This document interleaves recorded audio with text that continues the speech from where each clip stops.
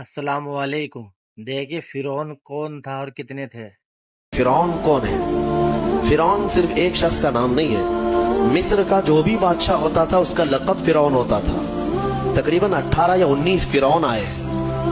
جو بھی بادشاہ ہوتا تھا اس کا لقب تھا یہ فرعون۔ اکثر لوگ اس کو نام سمجھتے ہیں۔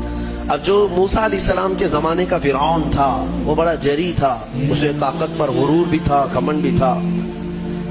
ایسا ہے کہ تقریباً 100 سال تک تو کبھی اس کو سردی بخار بھی نہیں آیا، بیمار کبھی نہیں ہوا۔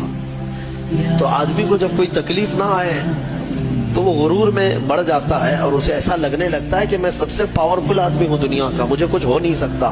تو یہی فرعون ہے جس نے اپنے زمانے میں یہ اعلان کیا تھا کہ لوگوں میں تمہارا رب ہوں، تمہارا بڑا رب میں ہوں، میری عبادت کرو۔ بات تو چل رہی تھی اور لوگوں کو اپنی خدمت پر معمور کرنے کی بجائے اپنی عبادت پر معمور کرتا تھا۔ ہزاروں لوگ اس کو سجدہ بھی کرتے۔ ایک دن ایسا ہوا کہ فرعون نے خواب دیکھا، آسمان سے ایک تارا ٹوٹ کر اس کی گود میں گرا یا اس کے محل پہ گرا اور پھر آگ لگ گئی اس کے محل میں۔ وہ گھبرا کر کے اٹھا، صبح نجومیوں کو، کاہنوں کو بلایا کہ اس خواب کی کوئی تعبیر صحیح بتا دے۔ بہتوں نے الگ الگ تعبیریں بتائی۔ پھر جو بڑے ماہر نجومی تھے انہوں نے کہا کہ اس خواب کی تعبیر یہ ہے کہ بنی اسرائیل خاندان میں ایک بچہ پیدا ہوگا جو تیری سلطنت کو ہلاک کر دے گا، تیری سلطنت کے ہلاک کرنے کا باعث بنے گا۔